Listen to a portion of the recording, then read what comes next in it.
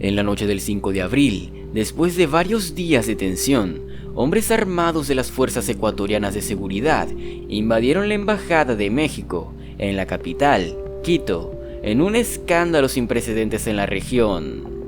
Esto trajo varias consecuencias para Ecuador. Si quieres saber qué pasó, sigue viendo este vídeo. Los hombres armados se llevaron por la fuerza al expresidente ecuatoriano Jorge Glass, a quien las autoridades mexicanas habían concedido estatus de asilo. Desde entonces, Glass, acusado de corrupción, es mantenido bajo arresto, a pesar de los llamados de México para que Ecuador emita un salvaconducto que le permita al expresidente salir del país. La invasión de la embajada hizo que México, un país con una larga tradición de concesión de asilo, rompa de inmediato sus relaciones con Ecuador y provocó un terremoto diplomático en toda la región, y no es para menos, ya que se han llevado por delante el otorgamiento de asilo a un exmandatario. La gravedad del caso quedó de manifiesto después de que las autoridades mexicanas divulgaron un video de la operación, en el que se vio cómo agentes ecuatorianos agredieron a un diplomático mexicano, Roberto Canseco, quien era el encargado de negocios de la Embajada de México desde el 16 de diciembre del 2023, luego de que la embajada Raquel Serur fuera declarada persona no grata por el gobierno ecuatoriano, permaneciendo en el cargo hasta el 9 de abril de 2024, cuando fue sustituido por la embajadora Luz Helena Baños Rivas. Diplomáticos de varios países, acreditados en Quito, de Alemania, Panamá, Cuba y Honduras, se movilizaron para garantizar la salida segura del personal mexicano del territorio ecuatoriano. Antes que sepas cuáles serán las condiciones que enfrentará Ecuador ante terrible espectáculo, te invito a suscribirte al canal y darle like a este vídeo. Algunas de las consecuencias que sufre actualmente Ecuador tienen relación directa con rupturas de relaciones diplomáticas, principalmente entre México y Ecuador, la cual fue una de las primeras consecuencias de este incidente. Además, se ha mencionado la posibilidad de que otros países y organismos internacionales tomen medidas similares. La segunda consecuencia es que el presidente mexicano, Andrés Manuel López Obrador, anticipó una denuncia contra Ecuador en la Corte Internacional de Justicia, buscando denunciar la responsabilidad de Ecuador por violaciones al derecho internacional. Además de las dos anteriores consecuencias, tenemos que se ha mencionado que el Parlamento del Mercosur podría solicitar la suspensión de Ecuador como Estado asociado del Mercado Común del Sur. Y esto ha superado los linderos de México y Ecuador, ya que hay condena de organismos internacionales. Y es que la Organización de los Estados Americanos, OEA, condenó enérgicamente el allanamiento de las instalaciones de la Embajada de México en Ecuador. Se pusieron a disposición los buenos oficios de la OEA para facilitar el diálogo entre ambos países.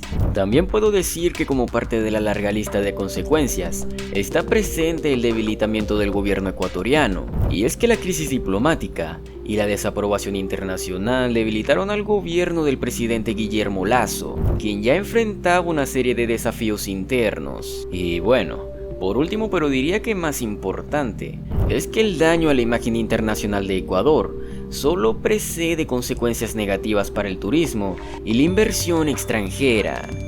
Además de las consecuencias políticas y diplomáticas, la corrupción en la Embajada de México también tuvo consecuencias para las personas involucradas. El primer involucrado sería Jorge Glass. Glass fue detenido y trasladado a una cárcel ecuatoriana, donde cumple una condena por corrupción. El siguiente en esta lista es Roberto Canseco. El jefe de la Cancillería de la Embajada de México, Roberto Canseco, fue agredido por la policía ecuatoriana durante la irrupción. Y por último estarían los funcionarios de la Embajada de México. Los demás funcionarios de la Embajada de México fueron expulsados de Ecuador. Parte de las medidas provisorias diría que radican en un país, el cual exige respeto a sus decisiones, y otro país que no dará su brazo a torcer. Y esto se puede ver ya que México le pide a la CIJ que ordene a Ecuador tomar los pasos inmediatos y adecuados para la protección de la sede diplomática, su propiedad y archivos, evitando toda la intromisión en ellos. A su vez, tenemos una contraparte donde la Corte Nacional de Justicia de Ecuador, la CNJ, consideró que el arresto de Glass en el asalto a la legislación diplomática mexicana fue ilegal y arbitraria. México también aspira a que la CIJ ordene que Ecuador permita al gobierno mexicano desalojar las instalaciones diplomáticas y también las residencias de su personal. Entre sus demandas, pide que Ecuador se abstenga de cualquier acto o conducta que puedan perjudicar los derechos de México con relación a cualquier decisión que la Corte pueda emitir.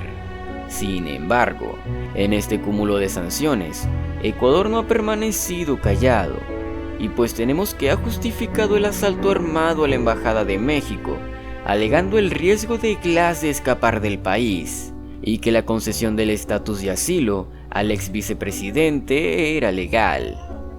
Sin embargo, la abogada de Glass, Sonia Vera, dijo a la agencia de prensa de Francia que quien define si existe o no una persecución política es el Estado que otorga el asilo, no el Estado territorial, que tiene la obligación de otorgar el salvaconducto. El presidente de Ecuador, Daniel Noboa, afirmó hace una semana que tiene cero arrepentimiento por haber ordenado la invasión a la embajada.